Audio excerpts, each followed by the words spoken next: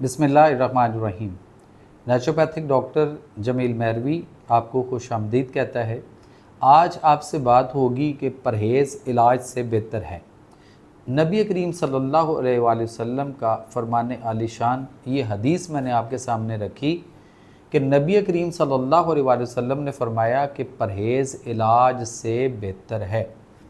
आज इस पे हम बात करेंगे चूँकि हम इस हदीस से और इन बातों से आज हम जो है वो बहुत दूर जा चुके हुए हैं।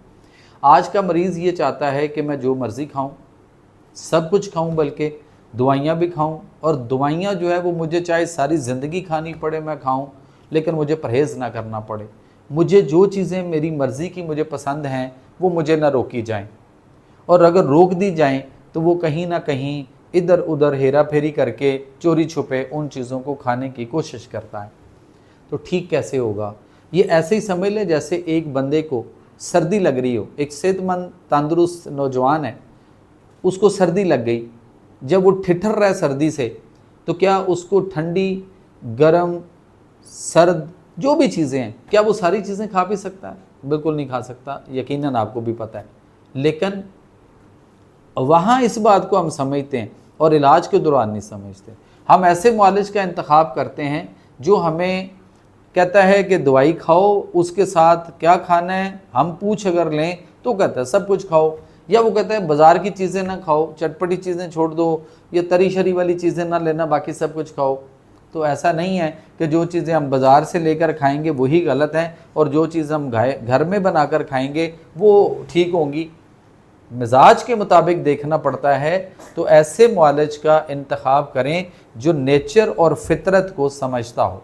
नेचर और फितरत के मुताबिक आपके अंदर इंटरनल जो एटमॉस्फेयर होता है उसको तब्दील करना जानता हो, आपका लाइफस्टाइल तब्दील करना समझता हो कि इस बीमारी में अब लाइफस्टाइल कैसा होना चाहिए, कौन सी खुराक है, कौन सी चीज़ यानी कौन सी सब्जियां हैं जो आप इस बीमारी में खाएंगे तो आपको फ़ायदा करेंगी, कौन सी दालें हैं जो इस बीमारी में आप खाएंगे तो आपको फ़ायदा करेंगी, कौन से यानी गोश्त है जो आप खाएंगे तो आपको फ़ायदा करेगा, कौन से फ्रेश फ्रूट हैं, कौन से ड्राई फ्रूट हैं, कौन से मसाला जात है जो हंडिया में डाले जाएंगे तो आपको इस बीमारी में, इस तकलीफ में फ़ायदा करेंगे। और अगर इनमें से कौन कौन सी ऐसी चीज़ें हैं जो आप खाएंगे तो आपको बीमारी को, आपको, आपकी तकलीफ़ को चार चांद लगा के मज़ीद उनको बिगाड़ते और बढ़ाते रहेंगे।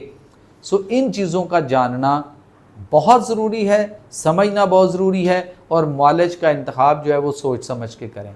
आप दुनिया में कहीं भी हैं, बेशुमार मसाइल का शिकार हैं, बीमारियां हैं, तकलीफ़ें हैं, मसाइल हैं।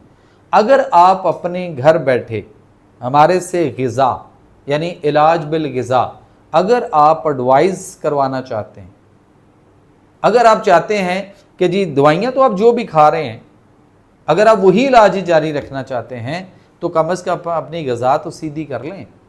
मैं आपसे पूछता हूँ कि आप बीमार हैं, आपको कोई तकलीफ़ है, आप दवाई खा रहे हैं, आप कौन सी चीज़ें खा रहे हैं और कौन सी चीज़ें जो आपके लिए मना हैं, आपको नहीं खानी चाहिए, बट आपको पता कोई नहीं, क्योंकि आपके मुआलिज को यानी आपके डॉक्टर को पता कोई नहीं। आपके डॉक्टर को ग़िज़ा की किताब कोई पढ़ाई नहीं गई, ना ग़िज़ा का पता, ना परहेज़ का पता, ना उसको दवाई बनती कैसे है, ना कभी उसने बनती देखी, ना उसको बनाने का पता कि बनानी कैसे है। हम उनके पीछे हैं। सो मुझे कोई इतराज़ नहीं, आप उनके पीछे रहें, लेकिन एक चीज़, ग़िज़ा हमें बीमारियों से निकालती है और ग़िज़ा ही हमें बीमारियों में मज़ीद जो है वो धकेलती रहती है उसमें।